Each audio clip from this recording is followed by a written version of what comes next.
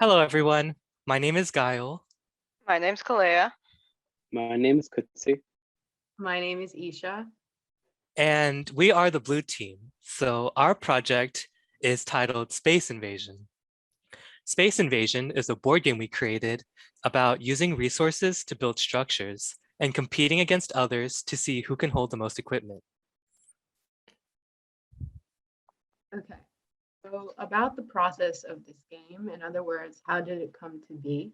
So when our group first met and we looked at the list of topics given to us in class about what our board game could possibly be about, we all sort of immediately agreed that we wanted to focus on the idea of space exploration. We used Tabletopia to make all our prototypes and the final product for our game. And so the first attempt at making the game, the board was very simple. We really only laid a path that went directly from Earth to Mars. And it's pretty much like the game Candyland. That's really the best comparison. And that's not really interesting because all you're doing is rolling a die. And then the person who moves the most squares and reaches the end of the game, which is Mars first, is going to win. So that doesn't really give players much opportunity to think or strategize. It's entirely luck based. And that wasn't enough for us. We wanted our players to actually learn something from our game. So we scratched this first idea. Moving on to our second prototype, this was completely different from our first original game. And we decided we wanted to focus on a realistic angle about space exploration rather than it being some sort of easy game where people race by hands of the die. We wanted people to think about the actual costs about getting to Mars and settling down in space rather than just being able to go there. So in a nutshell, the goal of our second and final version of the game is to buy as much spacecraft as possible, and then that's going to allow you to get to Mars and get to space pretty much. And so Guile is going to be explaining the rules of the game later, so you'll learn how everything works. But to put it in very simple terms, when the game starts, the players are going to acquire resources, and then that can be traded in later on to buy space equipment. And the person who has more space equipment by the end of the game is going to win because they're going to be more likely to actually end up in space. And so in making our final game, we had some challenges. Our first challenge, and probably our biggest one, was navigating Tabletopia itself. And I mentioned earlier, this was used to make our game because there were lots of elements like designing a board and the game pieces, and figuring out how to do it on Tabletopia was hard because there were a lot of options and it just took a couple of days to do that.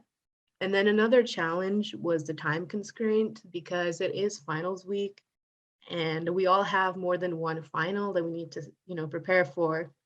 And even then, we did spend a good chunk of time on this final because when you design a board and game pieces, and then you're figuring out what resources and spacecraft you need, and then how much resource you need to trade for what spacecraft, and it was all just a lot of work.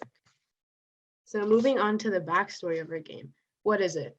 Our game focuses on when we inevitably run out of resources on planet Earth, and at some point, we're not going to have any choice but to venture out into space and find resources there. And so we're going to use those resources up in space to manufacture our products and run our industries and settle down and whatnot. But what happens when you start using up resources in space? Like, what do we do then? What's the solution? So that's the big question that the game is getting players to think about. Another angle to think about it is also how corporations are greedy and they keep using resources mindlessly to further their own expansion without thinking about the future of life in space and, using resources there. So the game objective, if you can probably tell what it is, but just to make it clear, the point is to get as much space equipment as possible by the end of the game. And to reiterate, you trade in resources that you acquire at the beginning of the game for space machinery, and then that's going to help you settle down on the moon and on Mars. And yeah. All right, so this is what our game board looks like. And each 3D piece on the board represents an asset. Each player is assigned a color, and the 4 people-shaped pieces sitting on top of Earth are used to signify which planet the player has access to.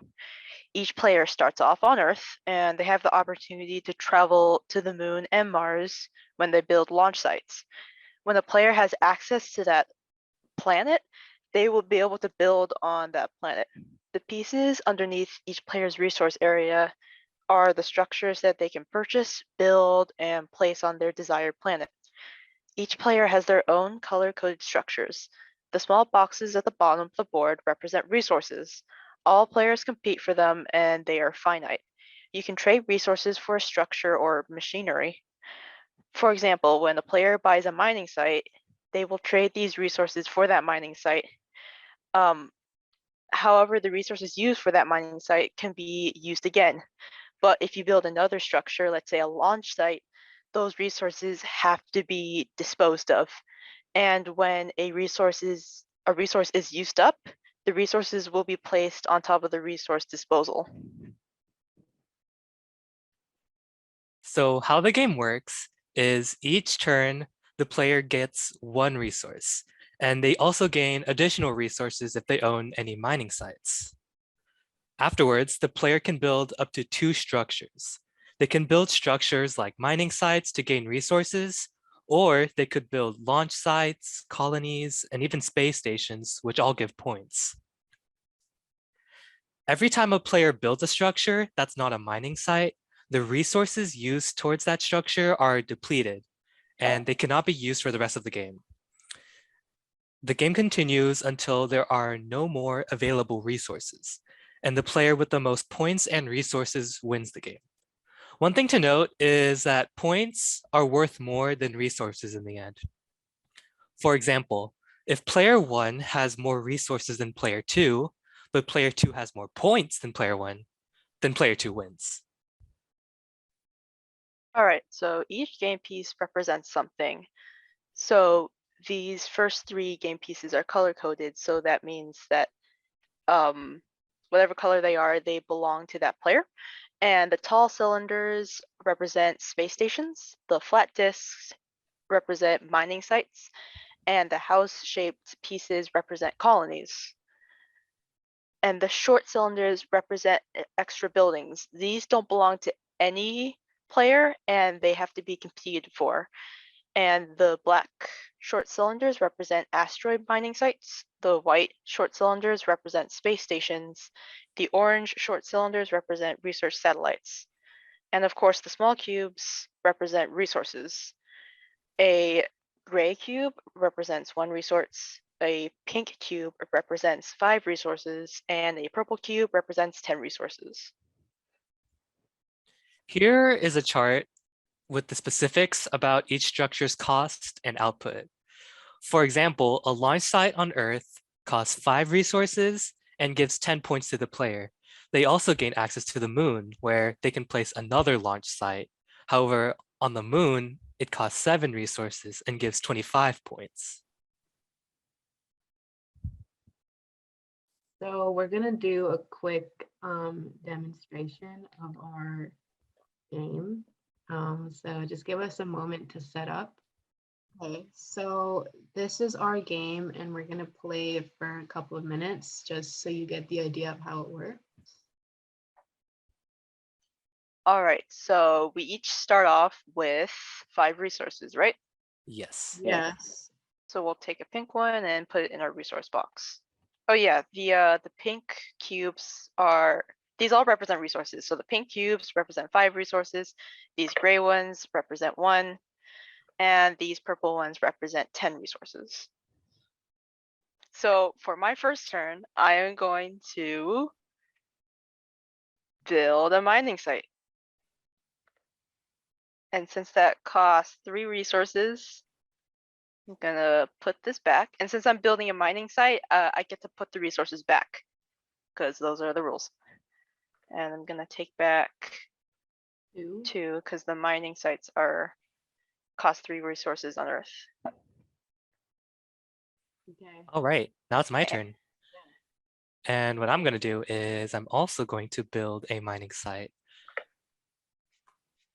And so just for clarification, these discs over here represent the mining site.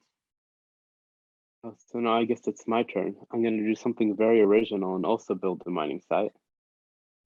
Good choice. Okay, so now that it's my turn, right? Yes. Okay, I'm gonna do the exact same thing. I'm gonna turn in one of these, get disk, and I'm gonna get back 2 little gray guys. Cool. It is my turn again. So since I have a mining site on Earth, that means I get 1 resource per turn. But since everyone starts off with another resource per turn, I get 2 resources this turn.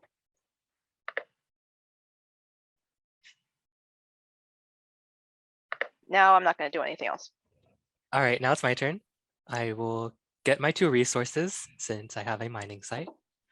And I will actually build another mining site. So I'll put these back and put this on Earth.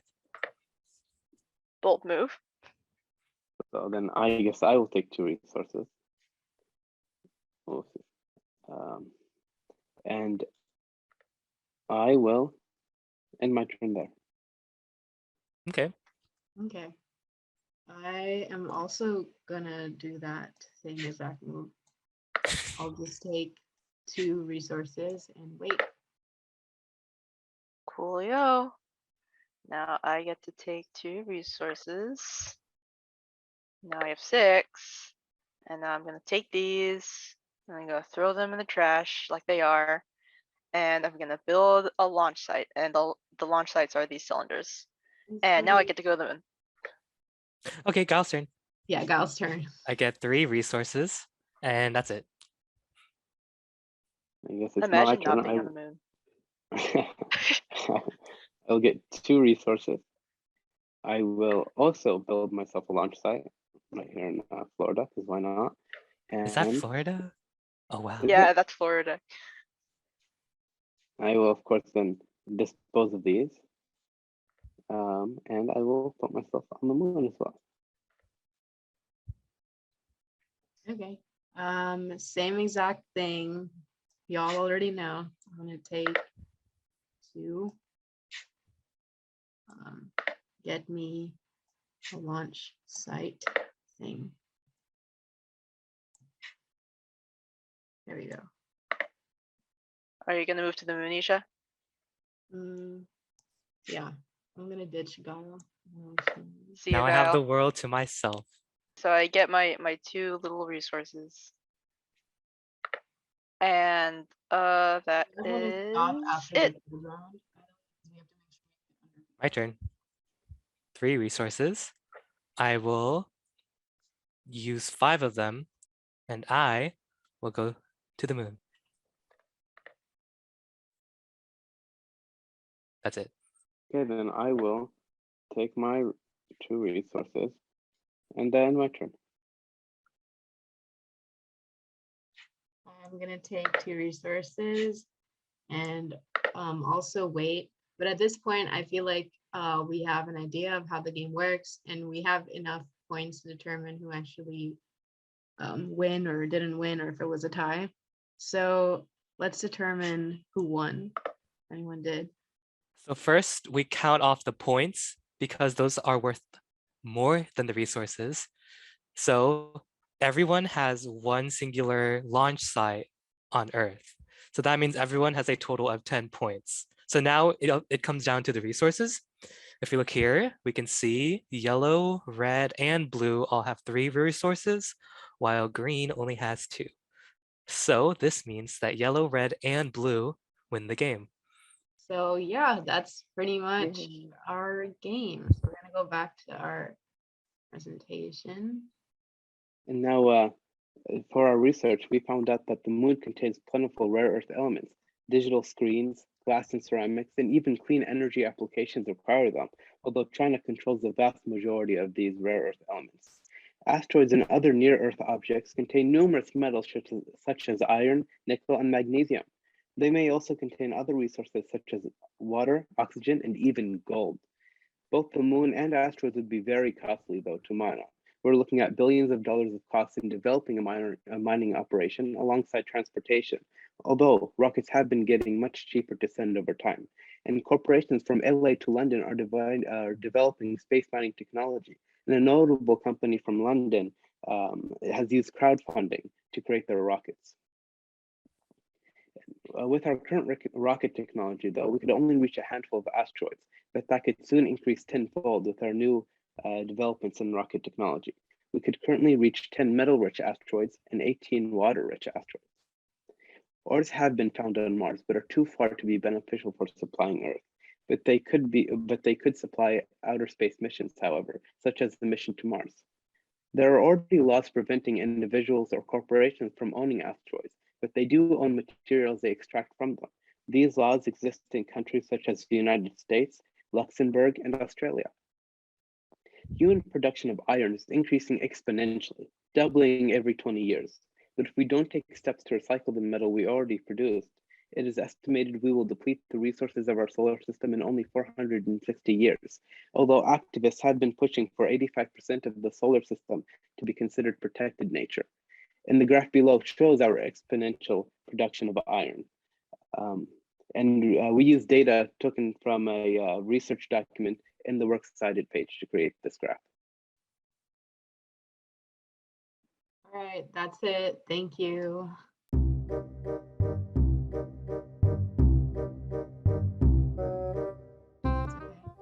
Yeah. Okay, 3, 2, 1.